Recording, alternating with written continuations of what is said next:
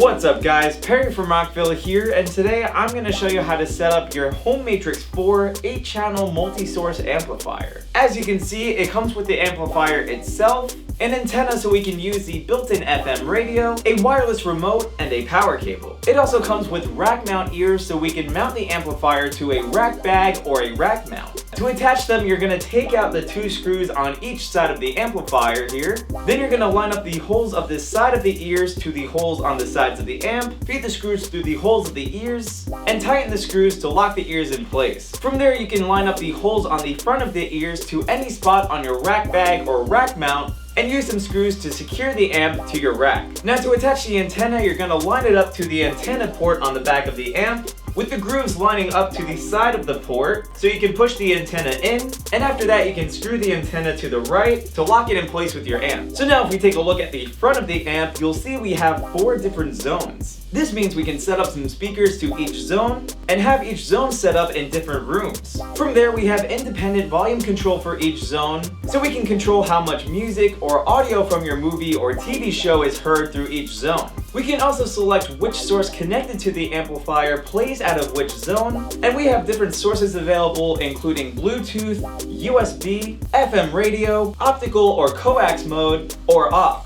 So for example, we can have zone 1 set up to the optical or coax mode where it's playing the sound coming from our TV, and have zone 2 playing music from our Bluetooth device in another room. You'll also notice that each zone has its own treble and bass knobs so we can fine-tune the sound coming out of each zone. There's also a master music volume knob in the middle of the amp to control the overall volume coming out of each zone. This is really handy because you can still set the volume for each zone however you want, and use the master volume knob to lower or raise the volume for each zone at a fixed rate, so it won't mess up the settings you had previously set. Now if we take a look at the back of the amplifier, you'll see the speaker terminals for each zone. Each zone of the amplifier is 4 ohms stable, so you'll want to make sure that the total load of the speakers you're using with the amplifier doesn't fall below 4 ohms. Here's a chart of all of the different speaker configurations you can have set up with the amp.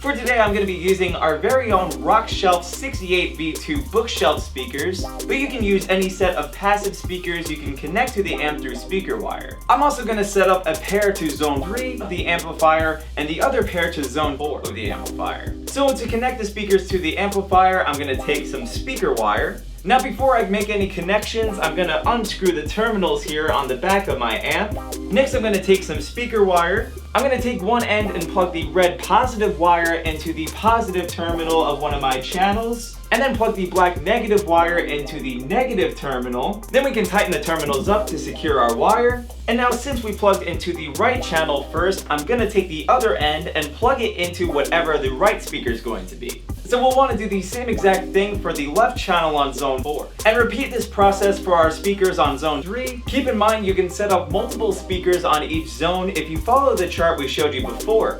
If you do plan on connecting more speakers to each zone, you can do so by parallel wiring, where you connect each speaker together through speaker wire through the positive and negative terminals of each speaker. If you want to find out more about how to do that, check out our video on how to parallel wire. The amp also has RCA line outputs for each zone, so you can connect external powered subwoofers or speakers to any zone for a bigger setup. To do that, you would take an RCA cable, plug one end into any of the RCA outputs on the back of the amplifier, then plug the other end into your external powered subwoofer or speaker. So now let's go ahead and turn the amplifier on with the power switch on front here. Now underneath the LED screen, you'll see we have 2 1/4-inch inputs to plug microphones into the amp. So to show you that, I have a dynamic microphone and an XLR to 1/4-inch cable. I'll take the XLR end and plug that into my microphone. Then I'll take the 1/4-inch end and plug it into one of the mic inputs.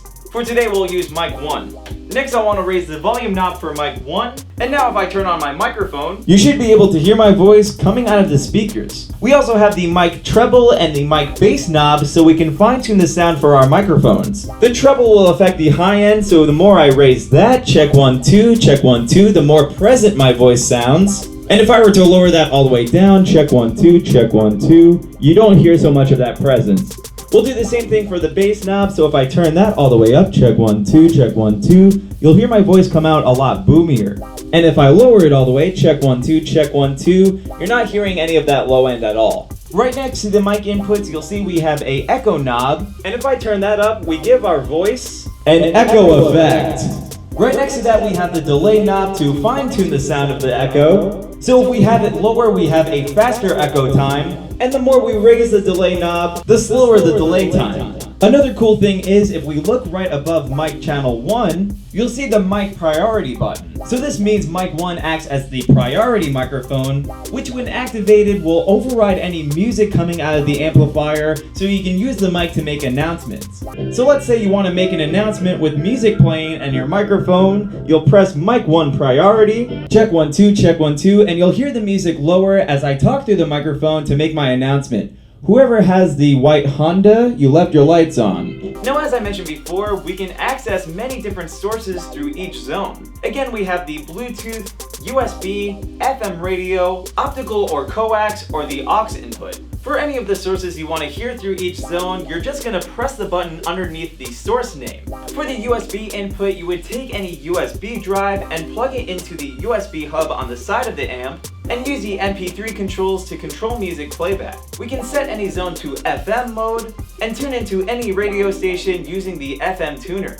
We can also connect any aux device to the amplifier by using the RCA aux inputs on the back. The Home Matrix 4 also has the optical and coax inputs, so we can connect any TV, gaming console, etc. So let's say we want to connect the TV to the amplifier.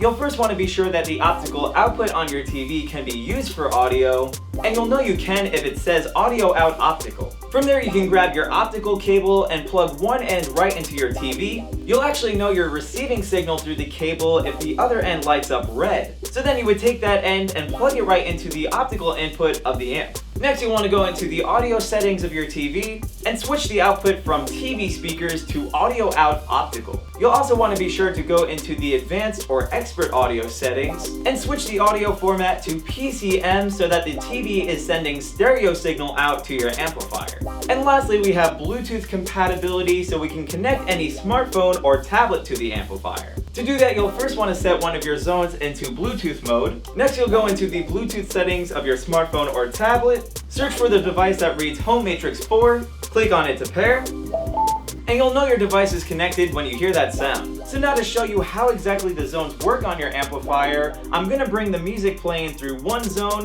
then I'm going to bring it to the other zone, and then we're going to bring it through both zones together. Now I'm going to play the music and bring it in through my first zone.